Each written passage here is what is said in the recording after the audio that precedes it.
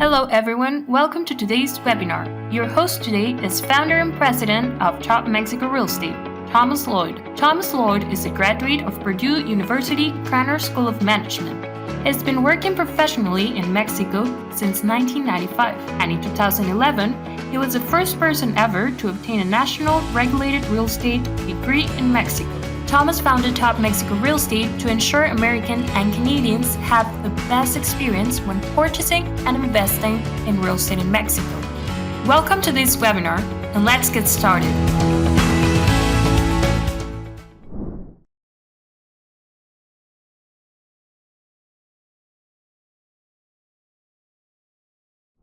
Hello, welcome. I'm Thomas Lloyd. This is Top Mexico Real Estate, and today's webinar is exciting. This is one of my favorites. We're talking about construction down in Mexico, but not just any type of construction. We're going to be talking about fixer-uppers of old colonial homes throughout Mexico. Basically, you've probably read and seen and fallen in love with the ideas of buying an old colonial house in San Miguel de Allende or in Mérida, Valladolid, in Guadalajara, Jalisco. Today, we're going to be talking to our guest is a fantastic architect. He's right from the region of Yucatan Peninsula. So I'm very excited to introduce him and also to ask him, pick his brain about what is involved in buying an old colonial house and making it into a beautiful piece of art. So today's guest is Orlando Franco. Orlando, thanks a lot for taking the time to speak with us this afternoon. And Orlando, you are from the Yucatan Peninsula. You studied, where did you study down in Mexico? Hi, Thomas. Thank you. I was born in Mérida. I studied in the Autonomous University of Yucatan. And I'm a licensed architect. In that regard, I set up my own office like 10 years ago. Fantastic. And your business is called FMT Estudio. Yes. And they've been doing all types of projects throughout the Yucatan zone and Campeche as well. And so I'm going to jump right in, Orlando, to start talking about the questions that I have and a lot of our American Canadians. Buyers who are super interested to start up a project down here in Mexico. As I said before, one of the hot topics, or a dream of a lot of us people, us American Canadians, are to buy an old colonial home and fix it up. Now, there's a lot of questions involved in this. So what exactly, Orlando, what's it really like to restore one of these properties? Were colonial homes always your focus with your team, your company?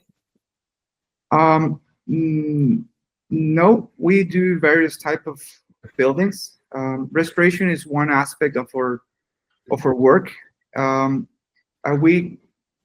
Those were like the first ones that we started doing because of the, let's say, trend of building here in Mérida and restoring colonial homes, because they have very good building quality in terms of mass. They have tall ceilings and they have this large corridors and they have lots of details.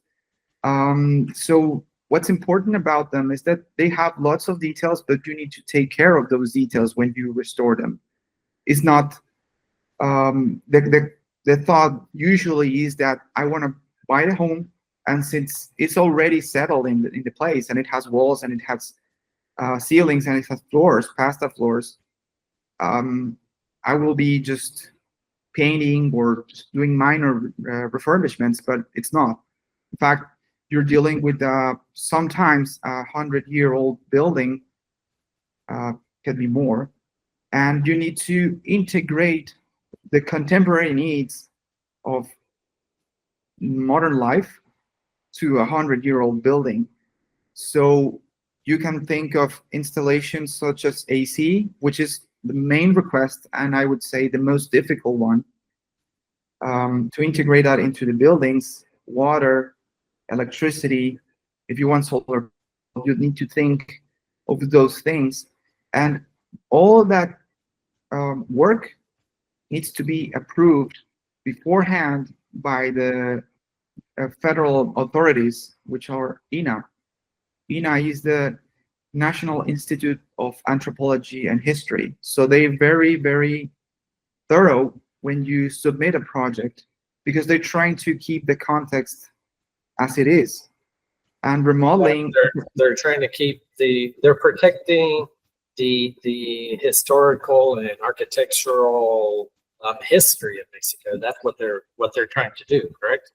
yes, and they are doing that because if you see an appeal in colonial homes, is because of the colonial homes. You see that colonial context.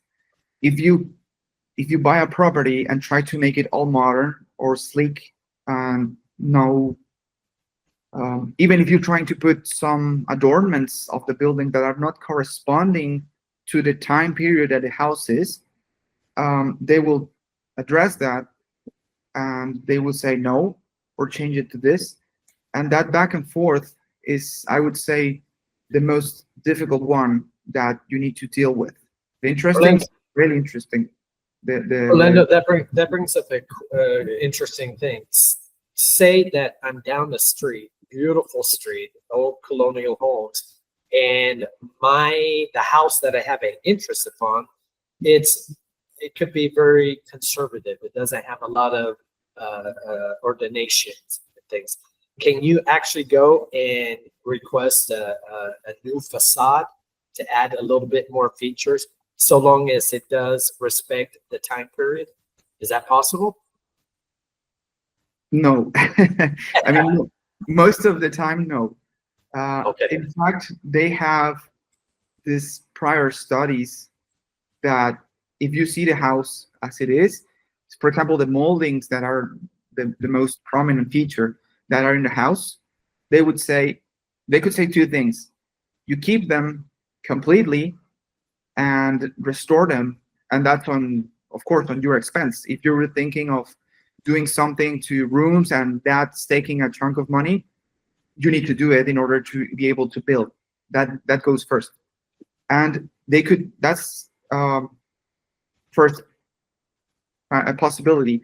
The second one is that they see the facade and they say this is actually completely colonial, meaning that it's one of the first houses that were built in Merida.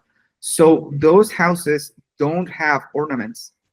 You need to strip out every ornament that you see, and that's of course on you. The government won't do it for you. You need to do it. You need to pay for it, and you cannot do any openings, new windows. You cannot move doors. You cannot open doors for a garage. That's like the worst thing you can do. So they have lots of regulations, yes, guidelines, which is fantastic, because really at the end of the day or at the end of the year, what you want is just a beautiful street that really brings this beautiful history out. And at the end of the year, that actually increases the value of your property, because I would not want to have a neighbor who's opening up a garage door right in a beautiful street or beautiful neighborhood. So that makes a lot of sense. Now, another question, Orlando. Now, what happens in the case that you see a beautiful facade? It's deteriorating some, but you look inside the house and it's tumbling down. I mean, it just needs. It looks. Your logic is, I'm just going to knock everything down on the inside, maintain that facade. Does the regulations allow you to do that, or how does that work? Thank you for asking that. It's a very important question. You can't. The regulation is very strict in the sense that you need to respect the first two strips, sometimes depending on the type of building, three. The first two strips, because you see houses in Central were like squares that are divided into another set of squares. The first horizontal line that's parallel to the street, let's call it a strip, that needs to be respected completely. You cannot open any wall. You cannot change the floors. You cannot open skylights. You cannot put a second level. Nothing. On the second strip, same issue. And on the third, they might be a little more soft on giving you permission, but you need to bring the history back. It needs to be loyal to the building context that it was built for. And like you said, this is an investment in the sense that the reason why you're buying this property is because you like how it looks. Changing it will be like going against that logic. So INA, in some sense, is protecting that for you without wanting it, you know. But that's sort of the rule for it, the reason for INA. Right after, if you want to do new things, and that's what happened when you see lots of videos and pictures here of Merida, you see the first block of the house completely restored, and then you see a space that usually is left as a garden or as a pool or whatever, and then they build something completely different and new on the back. There you can go however you want, as long as you respect the permitted height. Because in terms of style, they will argue that's a fact, but they're not completely authorized to tell you no on certain aspects on the building on the back. But the first one, you need to do it as they say. Okay, very, very interesting, very good. What, in your opinion, what do you think makes it so appealing, these colonial homes? Is it the history, the aesthetic, or something else? Well, what's so appealing to all these buyers in Merida, for example? Well, there's a lot of factors in it, but I would say that you can see if you see a picture of a restored colonial home or an old colonial home, they look kind of the same in the old age. And when you see a picture and you walk inside of those homes, they kind of beat the picture up sometimes, because they have this fantastic sense of space, and that's what many people like. We're talking about things that are containers, very large containers built with solid stone, and that's something to note. Those buildings weren't made of any prefabricated material, or their stone were shaped and piled up in order to bring that building into life. And that gives you a thermal sense. Your body feels better inside of those homes. You feel like more, a little larger, I would say, of what you would call comfortable human scale. But that's what many people like. The lights that you apply, you can have your art inside, and it's fantastic because you can have full walls with lots of art, and it looks like a gallery. Yeah, I think that's what's appealing to it. Yes. And where do you find a lot of these restoration projects? Do you have a lot of American Canadians? Do you have a lot of Mexican nationals?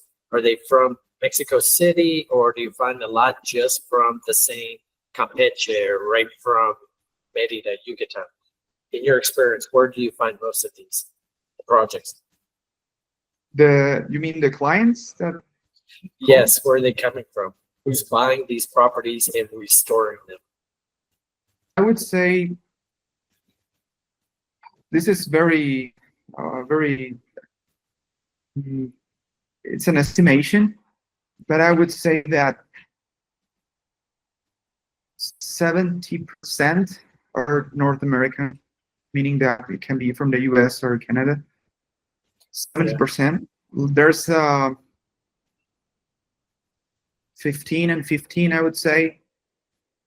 No, less. 20% are Europeans, and 10% are Mexicans, if not a little less. Yeah. And when I say Mexicans, they're not locals. They're from Mexico City most of the time. And interesting, you said that there's a lot of Europeans. Definitely. I for some reason I forgot about that, but there are a lot of Europeans coming back. Now, Orlando, talking about that, what is the influence of the European on these old colonial homes? Is there a lot of influence, or obviously we know it's a Spanish is involved, but anything else involved in the old Meridian homes, Yucatan homes, Campeche homes? Yes. When there's a big, there's a big universe in terms of, I would call it central homes, that are houses that were built, let's say, prior to 1900s. And there are various styles that happen. Colonial homes, I would say that are the first settlers. You know, those were buildings without any decorations. They were made mainly for protecting the settlers from other things outside. You know, they were like fortresses. Those are very interesting, but very austere. So once the colony was established and the city started to grow, there are other styles that took place. You can find, I would say, Porfirian, from Porfirio Diaz, the president. He was very, very inspired by French architecture. He was in love. So there are many buildings that are inspired by French architects.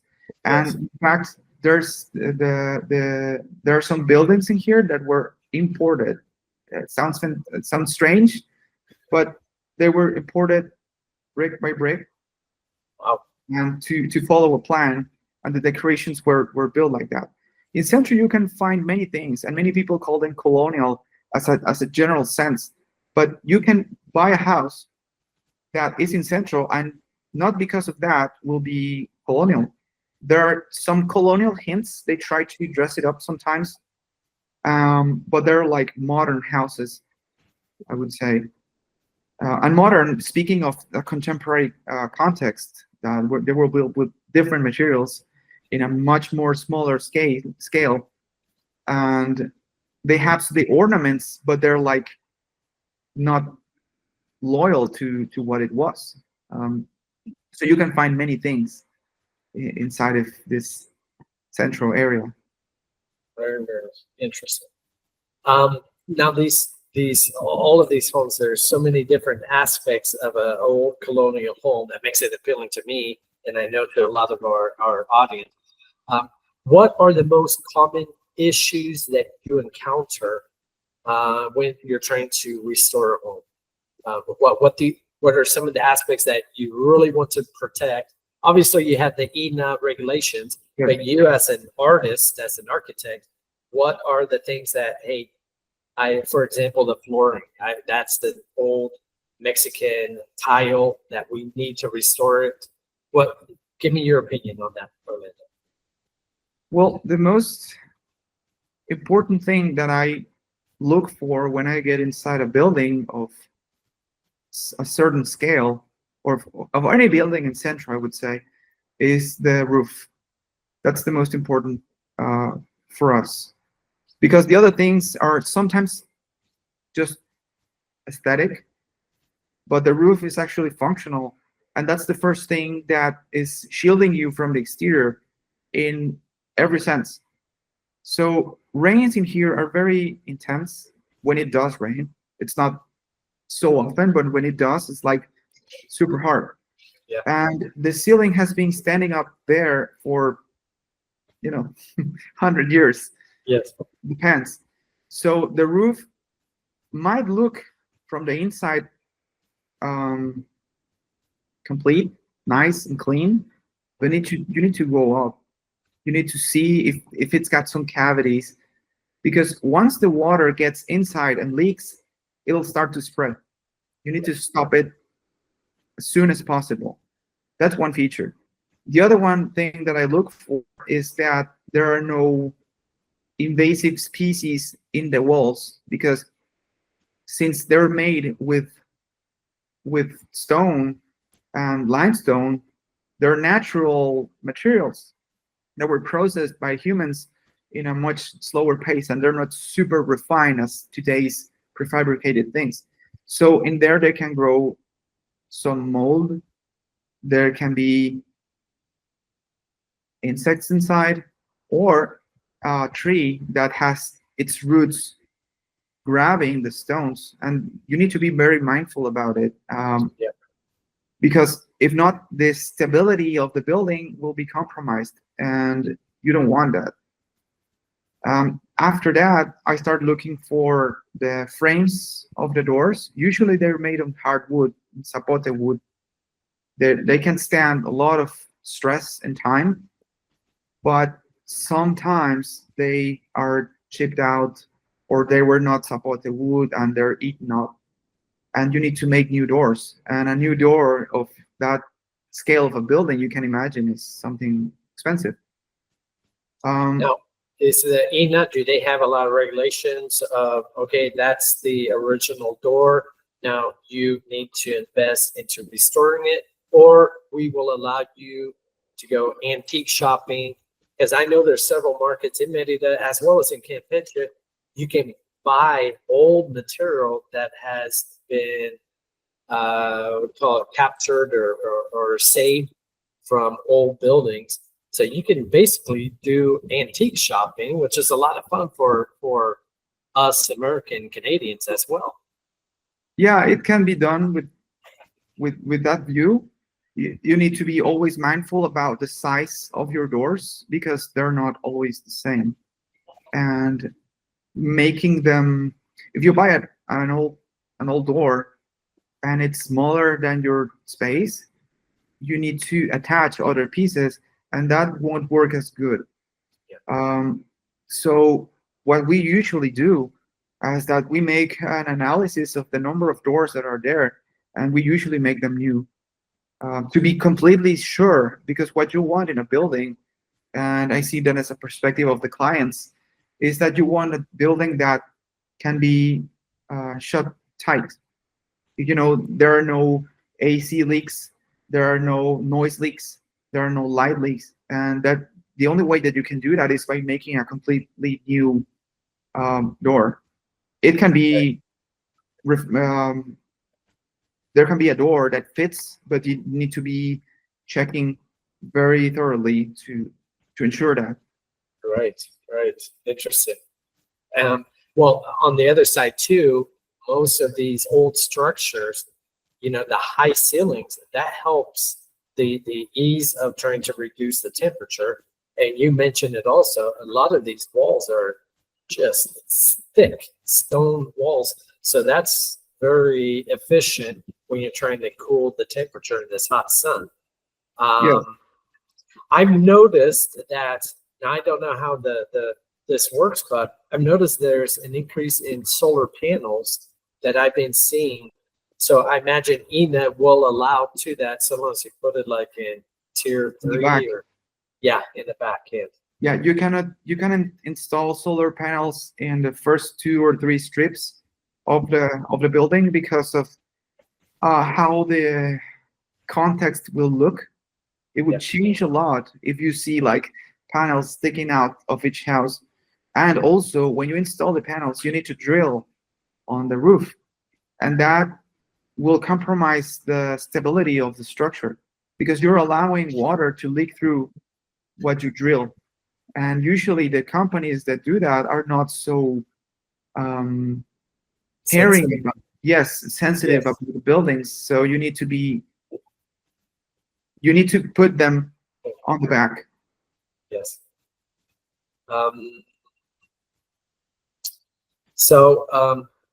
This part of, we're already talking, this is, for me, it's fascinating. This is like an art, not just architecture or science. This is an art. You're doing a piece of work out there. Orlando, how do you determine, if you're like helping an investor, real estate investor, how do you go about the process of the investor says, I love this location, beautiful street, but this needs a lot of investment. How do you go about this process? I always visit the working spaces with the clients, and I get in the mood of the place. Like, I'm no historian, but when I go there, I can understand what's the predominant feature of the context. If you see houses that are in certain style, you need to be matching that energy, let's say. Yeah. So that's the first part. I say, well, this has a lot of potential. Like the character of the building, it's just projecting to me. It's saying, I want to be this. So I always explain the possibilities of if this can be very detailed in sense of restoring it, or it needs to be more sober. So that's the first thing. And the other one is that when we go inside, I do this analysis, like I just mentioned. I go look at the roof, I look at the walls, I look at the doors, I look at the floors, because sometimes they're like wavy, meaning that they cannot be used. So there's always an input on my side. Doesn't matter who it is. I'd always tell them this has this potential. I see this as a very interesting project. We can work on this and this and this, and then if it happens, we're there to help. Now, Orlando, let's say you look at the floor, you see the floor, and you say, okay, we have two options. We can take this original flooring and it needs work, but we can clean it up and reuse this floor. Or INA has allowed us, we can go out and buy new tile. Yeah. Obviously, it's going to be a beautiful touch with your professional guide counsel on the new tiling. Which one is less expensive, putting in new tile or restoring the old one and putting it in? Ideally, it would be restoring, but it needs to be in a specific condition. Let's remember that those houses are, because some of them are abandoned for a lot of time, and sometimes the floors, there are some things left on the floor that can make spots, and that's you cannot repair it. I mean, you can sand it out a little and see what happens, but you have this possibility of just going way too much and destroying the drawing. So I would say that it's easier to restore it, because polishing is a very gentle approach with the building. When you put new tiles, you need to bring in the tiles, which, by the way, take some time to produce. It's not like they're on a store ready for you. You need to ask for them, and then they're produced, and then they're shipped to your place. So those will be crates of piling floor tiles, waiting for you to strip out the whole floor, level it up, put another layer of primer, let's say, and then apply the floor and polish it. So it's a lot of movement. Orlando, that brings another question. Okay, say that you're going to do those floors. Now, does the INA, do they say, okay, Orlando, you convinced me, those tiles, there's no way to restore it. We're allowing you to go and repurchase brand new. Now, does INA say that you have to respect the same design? So you have to go to the manufacturer and say, this is the design we need, and we need 200 square meters of tile. Is that how that process works, or what? Or can you actually go and choose? Because I know there are suppliers in Yucatan and Campeche, actually they focus on making these old, beautiful designs, or how does that work, Orlando? Yes, Ina has a saying in almost everything you do to the old house. They Okay. would say, "This is the model." You can probably, if they're permissive on that day, they would say, "Use these colors," but this is the model that you need to use. They're so in depth in the decisions of the house that you cannot even paint the house a different color palette on the facade and probably on the inside too. Um, they have like 5, 6 colors that you need to respect in order to maintain the context. So they do that in the facade and they do it on the floors and on the doors as well. I mean, the design of the doors, they need to be how they say they should be. Sometimes here in our office, we push a little modification in order to allow more light or some other things. And they agree, but that struggle is not so like it's not expressed. You need to go back and go back and go back. Very interesting. Very good. And I'm respectful because, I would love to have the expert advice of this is, respecting what the original design was supposed to be. And obviously, this we have to do with a professional architect such as you, Orlando, to guide, an American coming down into this beautiful history that Yucatan and Campeche and Quintana Roo that we offer. So, but it's for me, this is like an adventure, and I suspect that the majority of the viewers, would be just a fantastic project and fun project to do. Yeah, I would support that. It is an adventure. It takes its time and it has its up and downs, but the result is great. Now, Orlando, you've been doing this for quite a while. Could you walk us through one particular or maybe two projects that you were in charge of, taking an old building just about to fall over and you took over? Yeah, we did. I'm going to talk about like the biggest experience in this regard. We've done houses, restoring them in colonial context and a little more modern in Central, all of them. But I would like to describe one of the, if not the biggest, that we did. And it was a cultural center. That one is actually pushed the boundaries of what the central buildings were, because that being a cultural center has a lot of uses inside. And we dug out into history very deep, and we found out that the building that you see today was actually made of 3 separate buildings that evolved with time. And we found out about this because of while we were there and we were like diagnosing the state of the building, we found materials that were not typical of the colonial homes, and also the layout was very, very strange.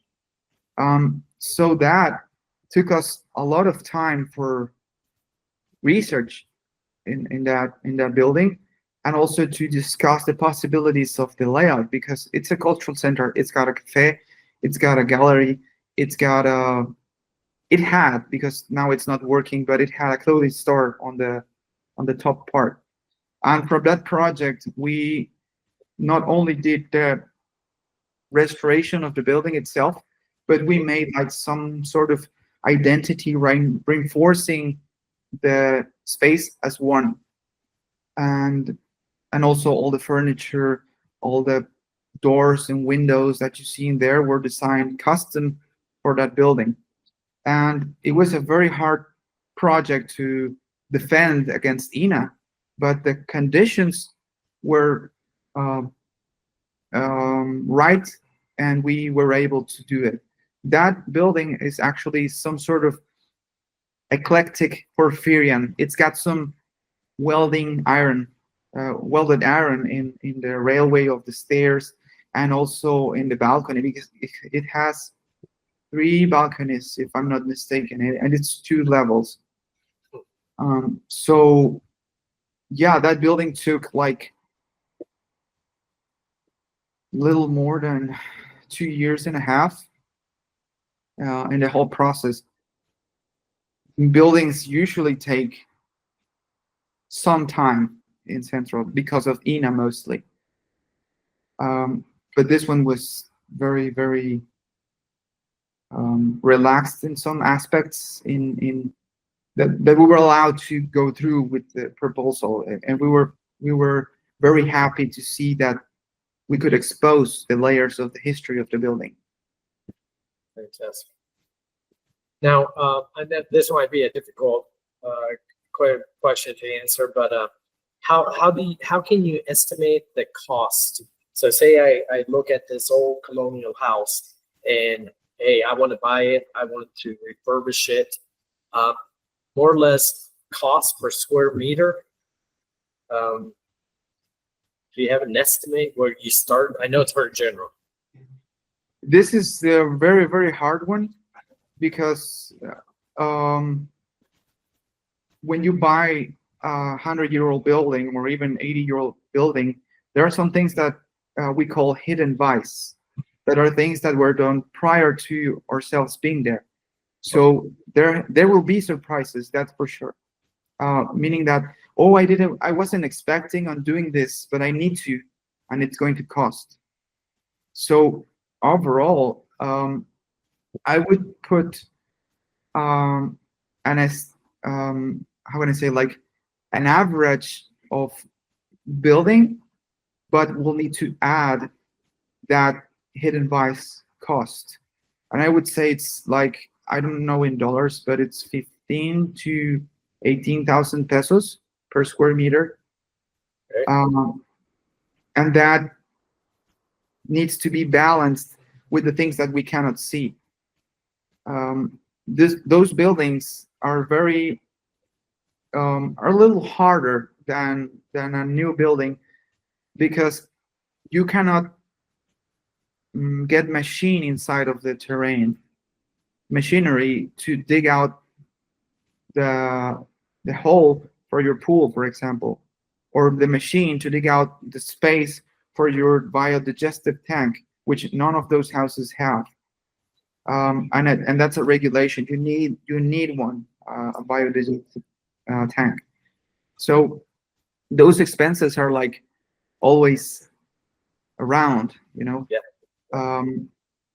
But overall, if you want to build, I would say the 15 as a base point, the 15,000 as a base point.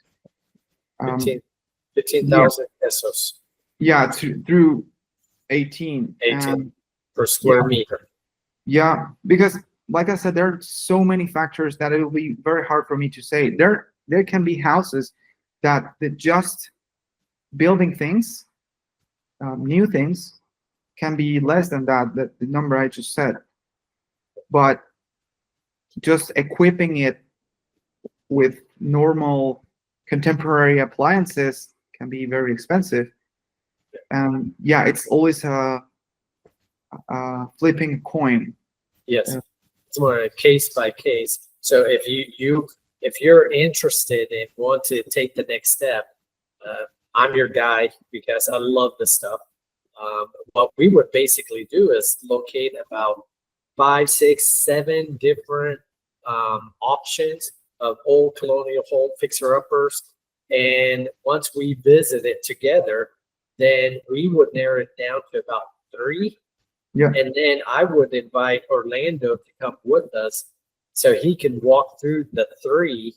And out of the 3, we listen a lot to what Orlando has to say, and then we can get an even more precise estimation of what it would be to cost the property to restore it, and then you can make a good solid decision.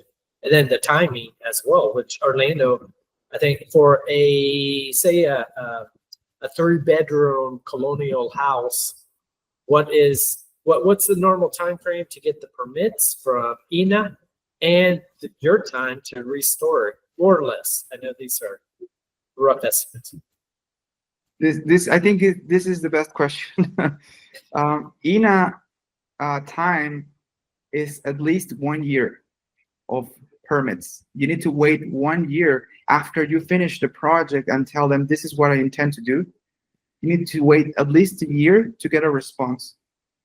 And you cannot do anything before that. If you do so, they can come and put a stamp on your house, and you get a fine, and you get canceled for I don't know, depends on the penalty, but they will delay you more. Yes. So I would say there's a year minimum to wait for them. And once we start building, depending on the size of the house, but a very rough estimate will be 11 months. And then, because the hard part of restoring a house in Centro is that this is not restoring a house next to you in a neighborhood built in the 1920s. This is a restoring house where the streets are so narrow that the truck that carries the materials cannot park. And if you need to get the materials inside, they need to be carried by the guys with wheelbarrows. So they take time, and it's very hard to say this is going to be done in this date. We are very committed to doing the work in the closest time possible, because as a builder architect, we get no advantage or benefit by extending the building time. It's frustrating, and it costs. So yeah, I would say having this idea, it's a project that can take 2 years at least to materialize. Now, is it possible to find a property that's for sale, and it just so happens that the seller already has the permit or the approval from INA, and you just come in and take over? That is a possibility, correct, Orlando? It is a possibility. If you have the project that's already approved, it needs to be valid, because they're valid for a specific time. But if it is, you can start if you're not changing anything, because what you submit is that what they're going to go and expect. If you change something, they could fine you and make penalties on you. Okay. Now, when INA doesn't really get involved with what's going to be the final use of the property, meaning that, okay, our buyer's going to come in, he's going to buy this property, and what he's dreaming about is, man, I want to make a small boutique hotel, and I want to make a room here. So I'm going to have 5 rooms, and here's going to be the dining, the breakfast area. INA, the only thing INA's involved with is respect the original building. What if you want to use that as a retirement home? Go ahead. If you want to use that as a boutique, go ahead. Is that correct, Orlando? To some extent, because now that the government has changed, some federal offices are having a little more steps or opinion on some things. You need to declare what you use it for in advance. Beforehand, like when we did this project, this cultural center, we declared that it was going to be that. And they had some pointers about you cannot put this in there or some aspects. Usually, things are happening here, and they will happen because if you have a solid case, you can make it forward. There are many colonial homes, or many porphyrian homes, or many mudéjar, which is another influence of buildings that we have. This is a very arabesque type of building coming from Spain. But there are restaurants, boutique hotels, spas, and homes that are happening here. The first thing that I will say is respect my context. And if you do that, of course, you'll need to make some adjustments if it's not just a house. But if you make it in a respectful way with a justified use, you're defending that you're not altering the building in a very significant way, it will go through. But yeah, they do have some opinion on that. Okay, that's good to know. And how do you see the differences, Orlando, from doing a project in Merida versus Progreso, which is it's a nearby city right on the Gulf of Mexico, but much smaller, versus a place like Campeche? That's where I'm located right now. How do you see the difference in INA and their participation? Well, in here, INA is strict. In Campeche is stricter, I would say. Okay. Because the Campeche is a humanities heritage. I don't know how to say it in English, but it's a program of UNESCO that monitors the activity of the context in Campeche. So they are more tight on regulations, and that's what keeps them interesting as well. But you can see examples of hotels, for example, Puerta Campeche. Yes, awesome. Yeah, that one was restored, and they were approved, and they're working. They have all the permits that you need.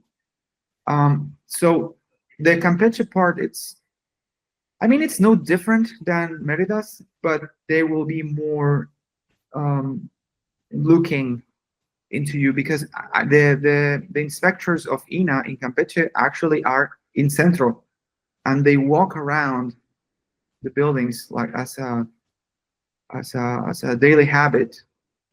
In Merida, the office is in the north of the city, and the inspectors, it's tricky. They could be here one day, and one day they cannot. And regarding Progreso, there's no so much influence, if I would say almost none, in INA's about INA. Only some special buildings such as La Casa del Pastel, the house of the cake, which is a restaurant. But many Progreso houses are like Merida houses. You don't have this strictness. You can build, as long as they're not super high towers of developments, you can do a normal house in there. Good to know. And by the way, that hotel we mentioned in downtown Campeche, absolutely beautiful. What's interesting about this is how they actually took a pool, normal recreational pool for the guests, because it's a high-end boutique hotel. Yeah. But the pool is wrapped around the old walls, and it goes into the building. And my respects, that's where I first landed in Campeche, and that's what made me fall in love with Campeche, was that old colonial hacienda that they converted into the hotel. Let's see, another question. How, in your experience, Orlando, how hands-on have the American Canadians and Europeans when they hand you over a project? Are they very involved? They're basically with you once a week, walking through the house? Or do you see the majority of them just, you know what, Orlando, just go forward, kind of respect if you're going to finish in a year, then show me the finished product? What's your experience been? Well, we promote one specifically, and it's the complete involvement of the client, because we are always aware that this project, like you say, it's an adventure, and it's something very personal.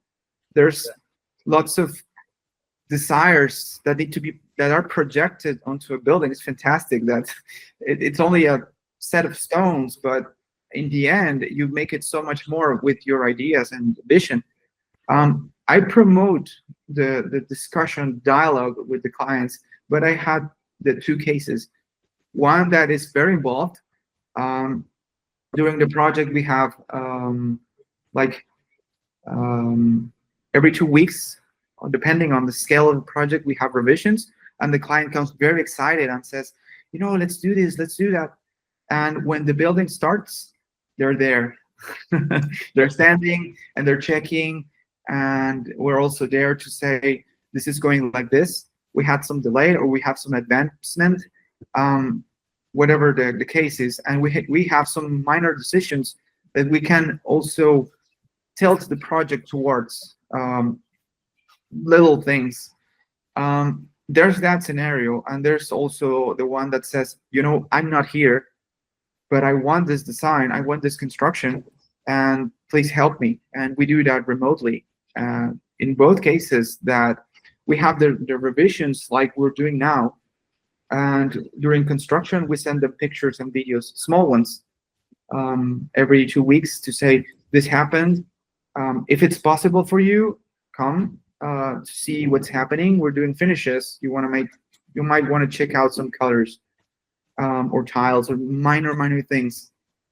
And from that point, we cater to both needs. Good.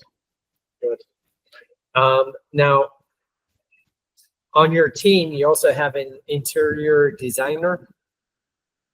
Yes, we have the whole scope of the project. We can do, what's the name of that? King hand, llave en mano.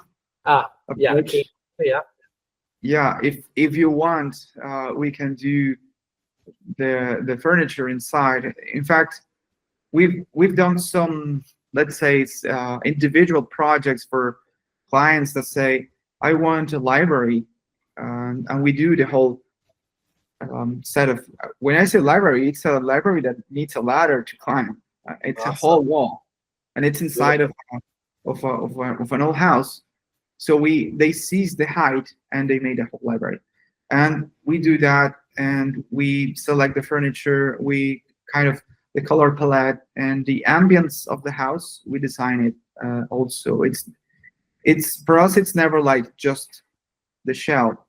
It needs to be understood as a place for memories and for living. So that's why we go deep into the interior design aspects as well. Beautiful. Okay, Orlando, we're going to switch gears, and now we're going to talk a little bit. We're going away from Colonial Homes. We're in the Yucatan Peninsula. That's where you offer services. There's a lot of tropical jungle right where we live, and especially in Quintana Roo, there's been an increase in the trends of people buying in the jungle with their vision to have a house close to a cenote. What is the process if you have such a project? You, Orlando, as constructing. What is the process in this aspect? Well, this is, I would say, this is the most loyal way of doing architecture, at least in our vision, because what you're doing is you're putting something in an untouched place, and you need to be very strategic. This type of project, we have one currently we're working on. In fact, this Sunday and Saturday, I was in the middle of the space. I was walking under the trees and on the paths, and it's unexplored. So the first thing to understand is that we need to be mindful about one specific thing, that it's very related to colonial homes. If you're purchasing a piece of land that has jungle, it's because it has the jungle. If you pair it up with the colonial homes, you're buying a colonial home because it's surrounded by colonial homes. So you want to preserve it. There are some pre-existence, and I see pre-existence as not only human-made things. Pre-existing is a tree, it's a cenote, it's a big pile of rocks, it's whatever you can find there. So you need to be doing a topographical survey, drone flights, and scouting the area, such as I did last week, to understand what are the possibilities. And once you do that, the building that you're going to do needs to be I wouldn't say it's not self-sustained, because it's not only talking about energy, but you'll be in the jungle. So you need place to store food. You need space. If you're like adventurous, you need place to produce food, and you need alternate sources of energy, water, and all of the things that we're used to, as city dwellers. So you need to do that, and you need to plan ahead.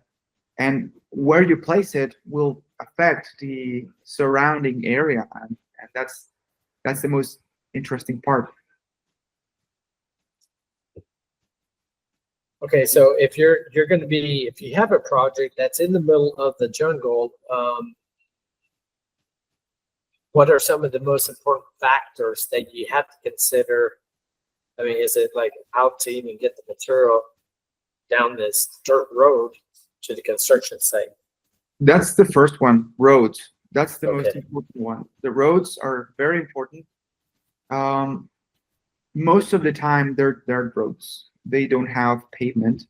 And if you request materials, which will be prefabricated, because in there it will be very long to do with natural materials, they have this gigantic trucks that need to go in those small roads.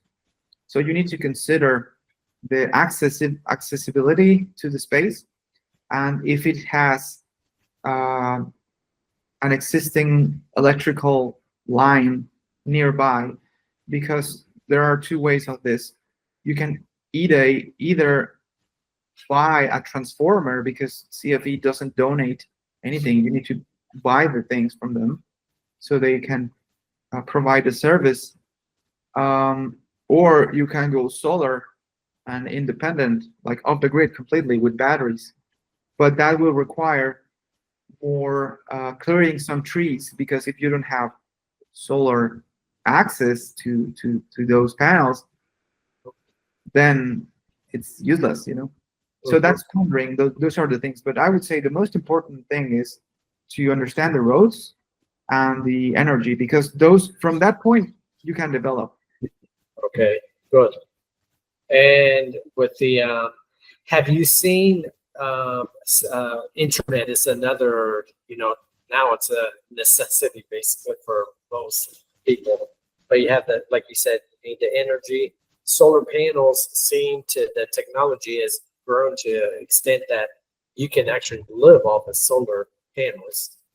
Now, water, what do you do when you're out there in the middle of the jungle and you need water? What are there technology available today?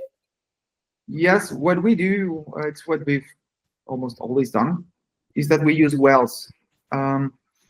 Wells to drill out and reach the cenote layer.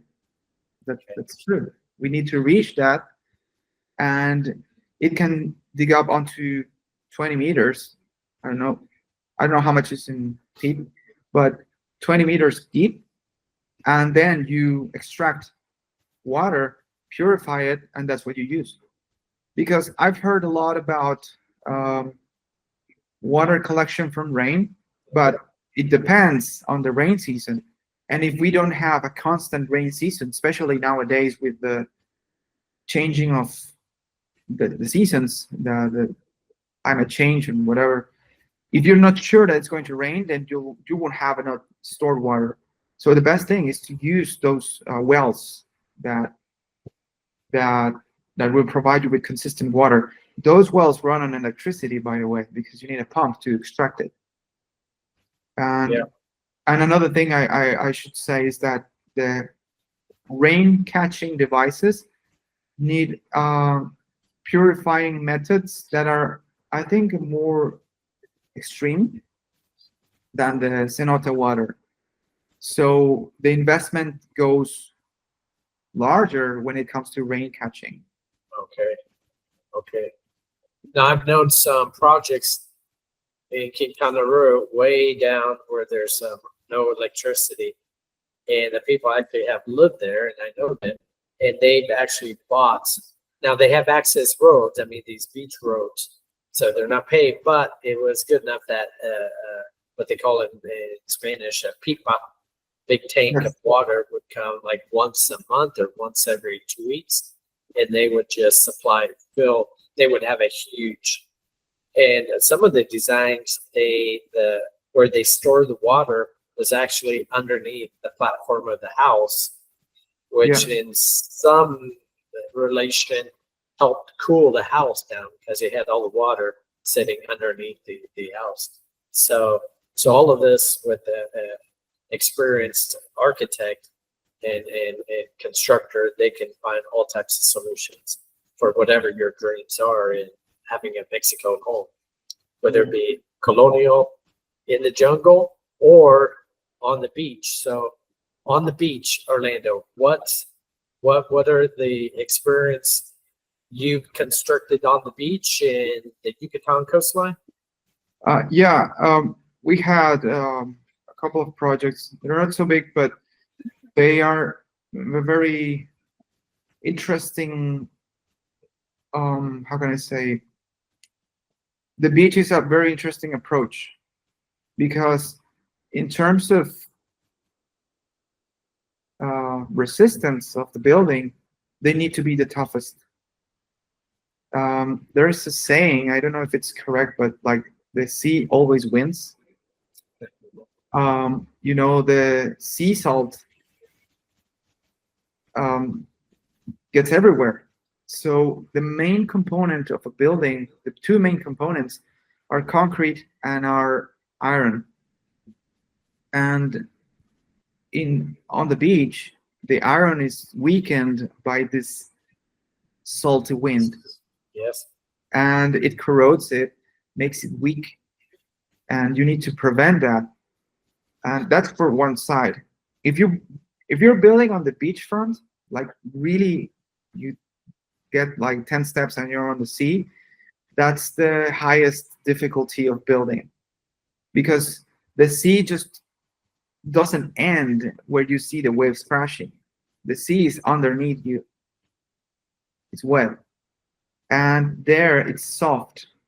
If you place a building, it'll start to sink.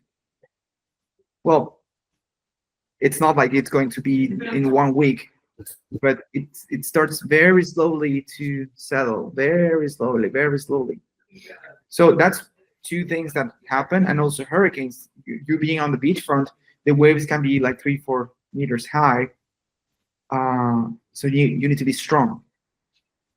I've seen several properties where they're starting to put the buildings up on the columns and constructing from the top, even having a beautiful design garage underneath. Have you seen such projects? No, in here it's been hard to see. It's called pilotis. Many people promote the pilotis, but they're like the most expensive solution because you'll be building a foundation that needs to be very rough, very strong and wide, and then the pilotis need to sustain your building because it's a good strategy to allow the water to just go through. But you're using more material. You're using more concrete, more rebar, like super strong, and the house will be standing on those legs. That's something that we're very inclined to do in the office, but sometimes it's like, I know I was thinking just to do a little small house, so it kind of training now off,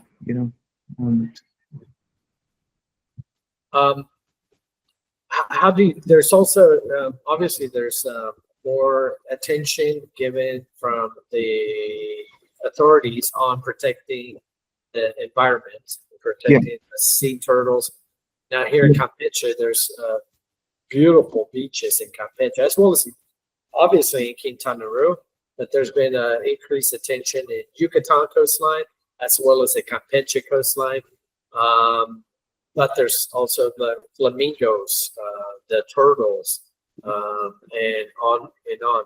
So how do you share some experience that you've had where you have to balance and ensure that you respect the environment as well as the dreams of the client? Yeah, there's always this discussion. We always do a survey when we get into our projects, and in the case of the beach, we need to consider an additional layer that it's not only the topographical forces. You need to do also the soil mechanics to understand how hard it is. Once you determine that, you can see how the building should be placed, and then you can consider if there are going to be turtles, are we far away enough for them to lay their eggs on? And there's always this, I don't know the name in English, but it's a sort of vine that is on the sand, and many people say, just take it out. I don't like it because I want to see the white sands of Mexico. But I advise not to, because those vines are actually helping you in the case of hurricane. They are grabbing the sand and keeping it in place. So they're an aid. And we always consider those aspects in order to place a building. Okay. The ideal way, like I said, is pilates, because that way turtles can go under. They might even enjoy the shade of the house and lay it there. Okay. So the beach is, like I said, a very, very, I think it's the most beautiful context to building, but it needs more thought, even than INA, because in there it's not INA, it's Semarnat. It's another institution that will see if you're densifying as they request, because you cannot use, if you have specific space of land, you cannot take up 80% or 50%. You need to take less, because it's the beach. It's a fragile ecosystem. Even though we see it as very resistant, it's very fragile. And well, Orlando, we've covered a lot of different aspects, a lot of questions you've answered. Fantastic. Right now, we're going to jump into some of the questions that the audience, when they've signed up, they've sent us the following questions. We're not going to go through all of them, but the first one that they're sending is, this is a question for Thomas, for someone like me who's an American, 65 years of age, and I'm looking to retire in Mexico. Are there specific neighborhoods in Mérida or Campeche where there's a strong expat community? And what I can share with you is that, Mérida, it's a mature market in regards to expats coming down and living, just like in San Miguel de Allende. It's about 20 years plus. And so you'll find a huge expat community in Mérida, as well in Progreso. That's starting to grow. You'll find a lot of Canadians. You'll see the population just grow tremendously as soon as October hits, coming down for the winter months, and they stay the entire winter. And then, just like a snowbird, that's where they get the name snowbird. They're going back and forth. So you will feel super comfortable in a lot of these regions. Now, Campeche is a little bit different. Campeche is really not the location that most people know about. But in the past 3 years, Campeche is starting to become more and more recognized. I think the Mayan train being introduced is going to be a huge game changer. In my opinion, Campeche is probably the region that's going to win the most out of the introduction of the Mayan train, just because tourists are going to venture out and they're going to get to know this incredible magical city. So today, to answer your question, today there is a very small expat community that exists in Campeche, but it is growing. Over in Merida, there's a good amount of Americans, Canadians, Europeans. There's a lot, and in Quintana Roo, obviously, there's a lot of expats from all regions of the world. Okay, the second question I'm being sent, I've seen most colonial homes being one story only, which is great for people with reduced mobility. How adaptable are colonial homes for accessibility features? Orlando, you're probably going to know more about this than I. Well, in regards to accessibility, maybe he's referring to the possibility of moving around in Yes. in these conditions. Well, I would say they're ideal because of the scale of the doors and the flatness of the first levels.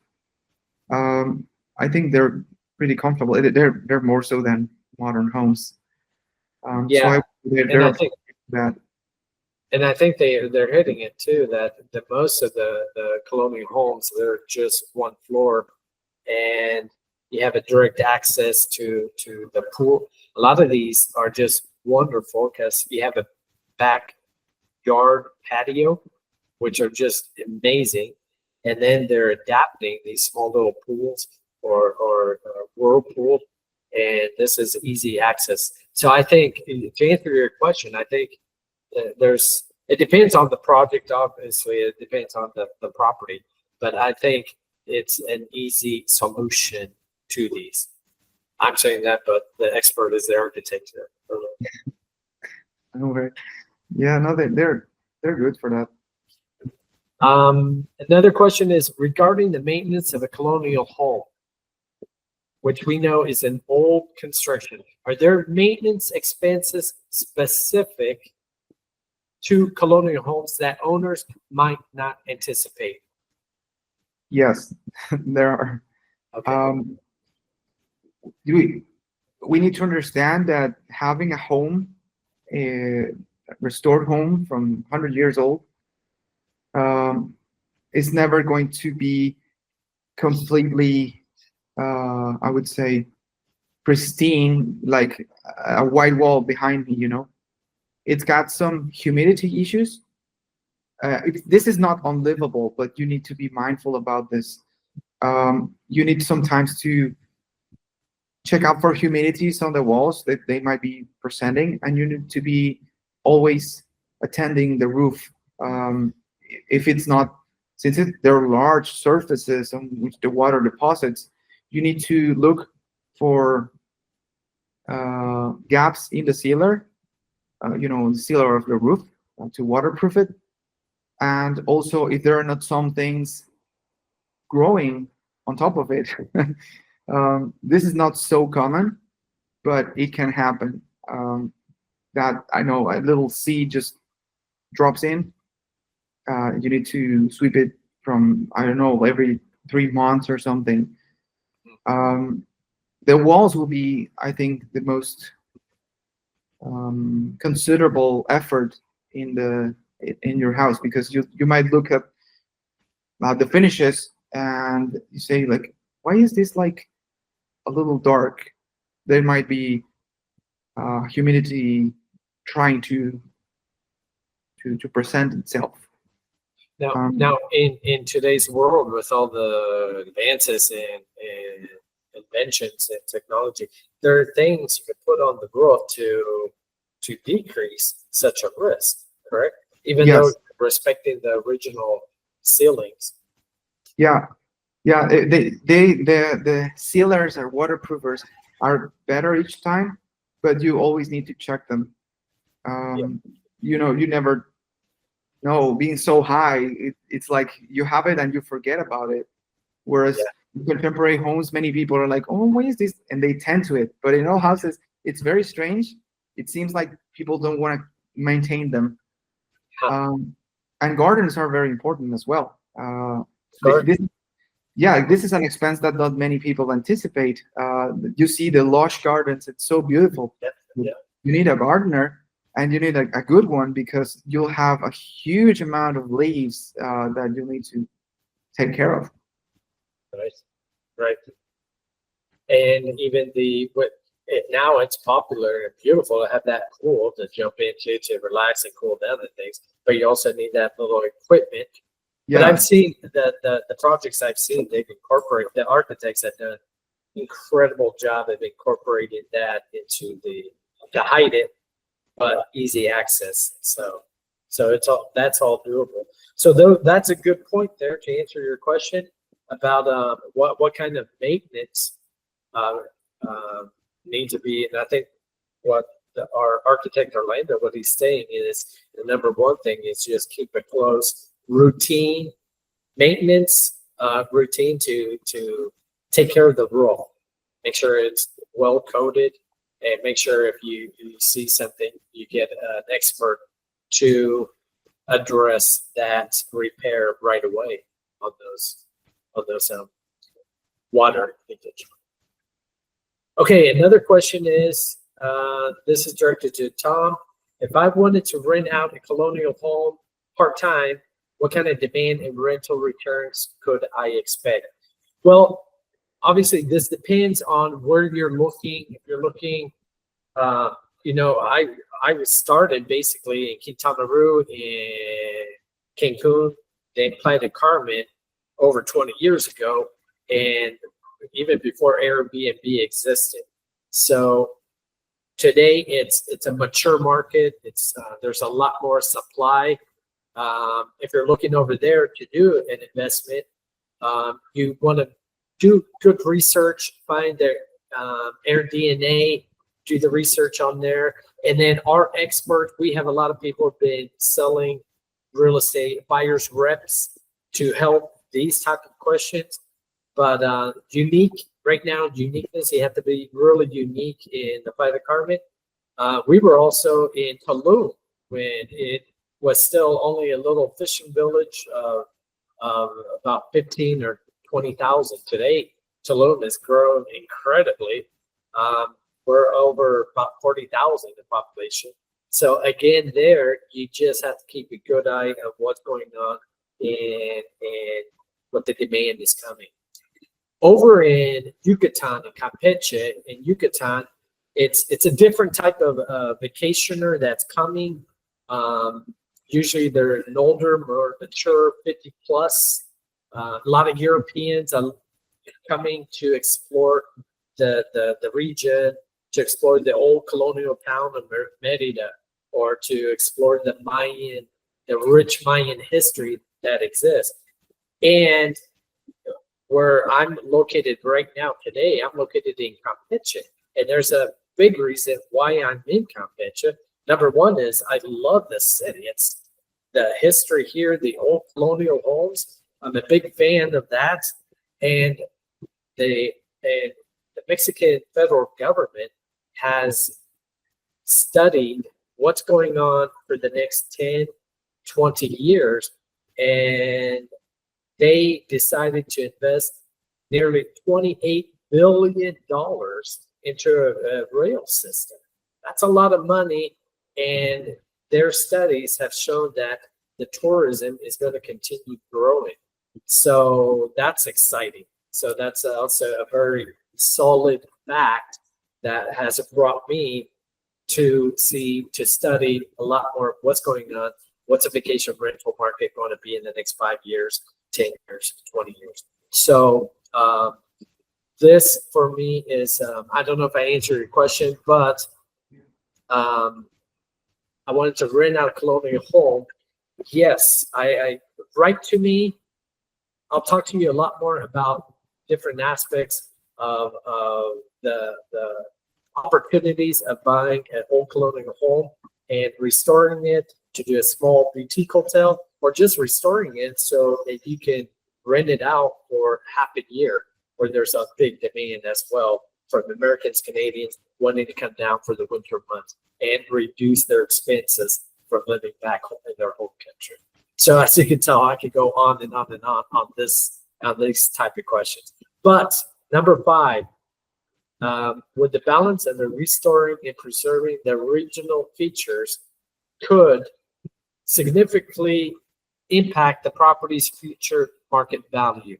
Orlando, I'll let you jump in that. Did you hear that question? Yeah, I think so, but not significantly, I would say. I think, well, restoring it to its original shape, it's one thing, but adding the layer of like transforming it into this oasis can. What I mean is that not only going and you know, if the house was yellow and you put it yellow and you make sure that the walls are lined up and you have all the moldings and everything, that itself won't increase the value. But if you do that and you go this extra mile and think about the needs of a person, you know, because those colonial homes were very made like a fortress. If you transform them into living spaces, and that's what we do here, like, you know, all the accessories, you have a room for being separate of the house, you have a room for viewing. Those things will add significant value, because when you see that there was effort in it, that when the price. Yes. Yep, exactly. And along with that, you know, when you have these little neighborhoods that have been all of it, it's an art, it's appealing. You want to go as a tourist, you want to go where the streets are just nice to walk, a lot of little shops are beautiful. If you're looking down the street that's tutti frutti, well, it's just not appealing. So when that's in my opinion, the institutions like the INA, that they're making sure that all of these new constructions and good architects like Orlando, that they're respecting what the history. There's a lot of value added to that. And the previous question they're asking, well, is this a good location for rentals? Now, if your neighborhood, if all the properties around this neighborhood have a beautiful facade and that bring that the respect to that old colonial home lifestyle, then that's just going to bring more and more tourists wanting to come, wanting to rent your property. And so in the long run, yes, that's going to increase the value of your property and such. Now, if you're out in the country and you want to restore and to continue the ornate designs, then there you're doing a lot of investment into a property that's more just for your own taste. But if you're like in the downtown area, that's if you're in the downtown area that's like Merida, Campeche, these type of investments where you're improving not only your own property, but also improving all the neighborhood, this is a value added. This is a good investment to such for your resale value. Okay, Orlando, that's the last question I think we have time to address. Did you want to add anything else before we sign off?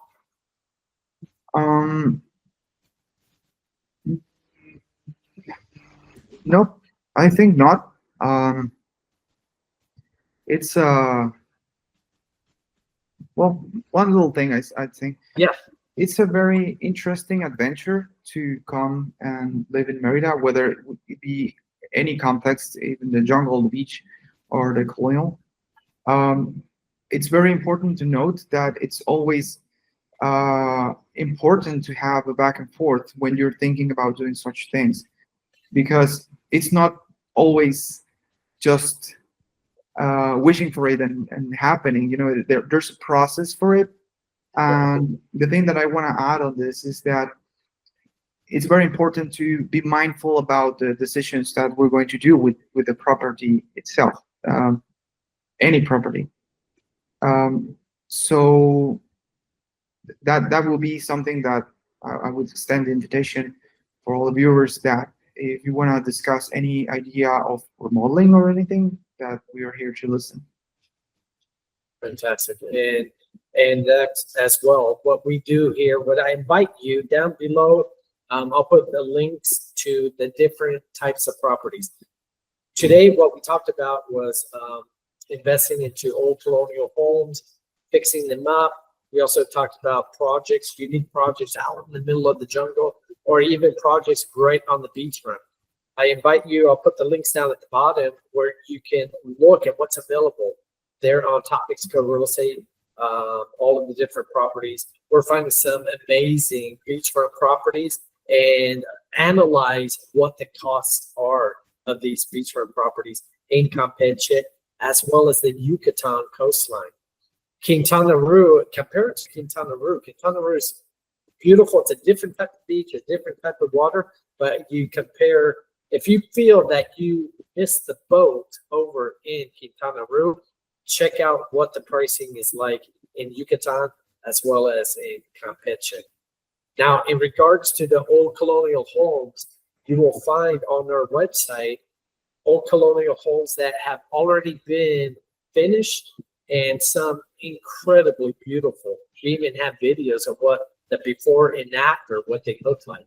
Or if you want to do the adventure and look at those opportunities of buying something that's all run down, but you want an expert like Orlando to come and us and myself to analyze these different options and to make that investment, have this adventure of fixing an old house, either for yourself or to rent an Airbnb growing market in the region, or even to the other marketplace, which is all these Americans, Canadians who are coming down for the winter months, and they want a nice, comfortable, beautiful place to live away from the tourist, that beaten path, and off that beaten path. Then check out the website. Some amazing stuff, amazing properties, and affordability. Check out the prices. I think you're going to be pleasantly surprised of what's out there. So I really invite you. Also invite you to check our YouTube, subscribe to our YouTube channel, because we're really pulling in some fantastic videos of what the heck's going on in Yucatan and what's going on over in Campeche. So, and follow us on all the social medias. So this, I really appreciate everybody clicking on to meet the architect Orlando Franco, and to click on with me again as we talk about these fun, exciting, different real estate opportunities and trends going on in the Mexico real estate market. So adios, amigos. I'm Thomas Lloyd. This is Top Mexico Real Estate, and a huge thanks to architect Orlando Franco for being with us. Orlando, thank you. Thank you for the invitation. It was a pleasure. Adios. We'll see you on the next webinar.